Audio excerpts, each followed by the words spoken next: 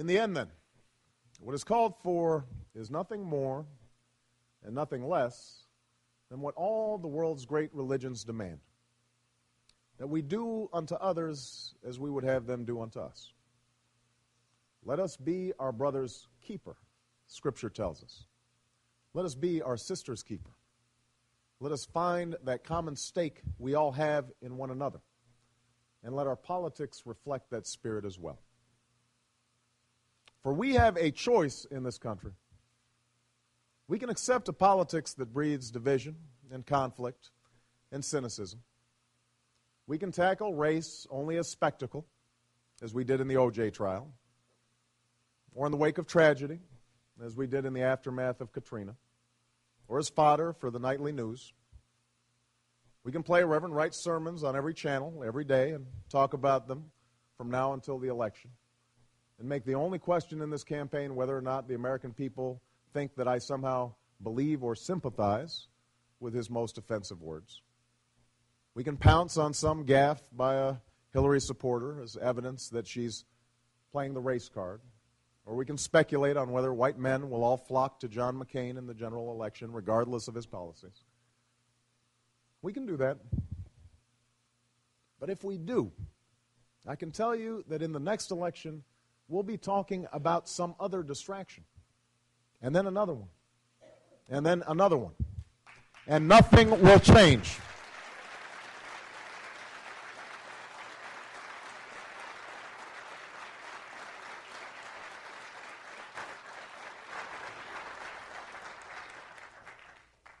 That is one option. Or, at this moment, in this election, we can come together and say, not this time.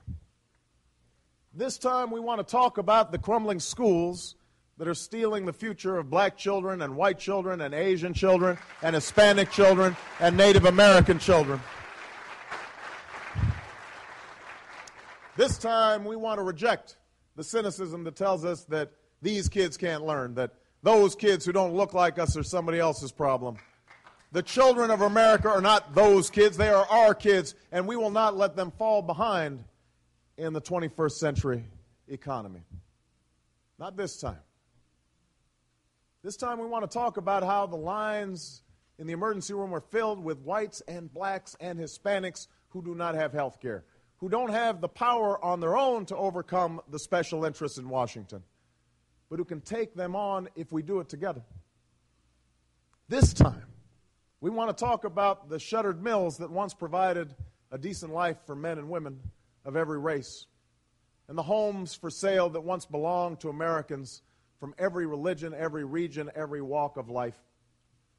This time, we want to talk about the fact that the real problem is not that someone who doesn't look like you might take your job. It's that the corporation you work for will ship it overseas for nothing more than a profit. This time,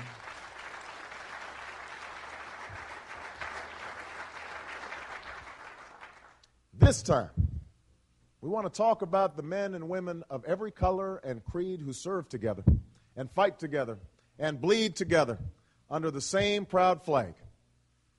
We want to talk about how to bring them home from a war that should have never been authorized and should have never been waged.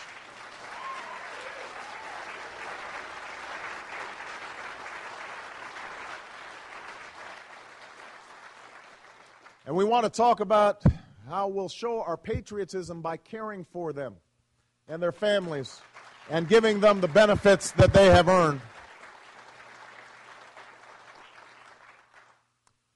I would not be running for president if I didn't believe with all my heart that this is what the vast majority of Americans want for this country. This union may never be perfect, but generation after generation has shown that it can always be perfected. And today, whenever I find myself feeling doubtful or cynical about this possibility, what gives me the most hope is the next generation. The young people whose attitudes and beliefs and openness to change have already made history in this election.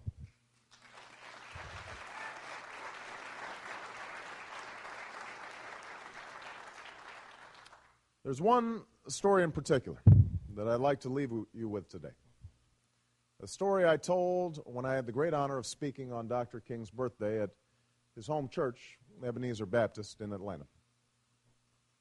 There's a young 23-year-old woman, a white woman, named Ashley Bai, who organized for our campaign in Florence, South Carolina. She'd been working to organize a mostly African-American community since the beginning of this campaign.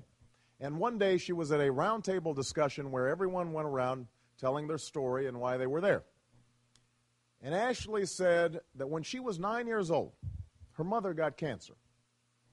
And because she had to miss days of work, she was let go and lost her health care. They had to file for bankruptcy. And that's when Ashley decided that she had to do something to help her mom. She knew that food was one of their most expensive costs. And so Ashley convinced her mother that what she really liked and really wanted to eat more than anything else was mustard and relish sandwiches, because that was the cheapest way to eat. That's the mind of a 9-year-old.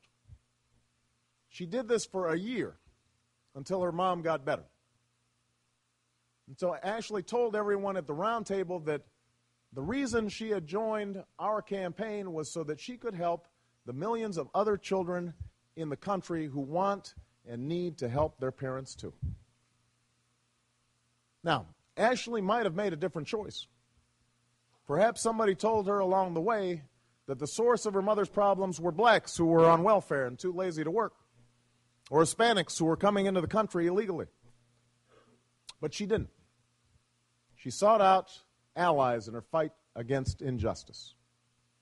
Anyway, Ashley finishes her story and then goes around the room and asks everyone else why they're supporting the campaign. They all have different stories and different reasons. Many bring up a specific issue.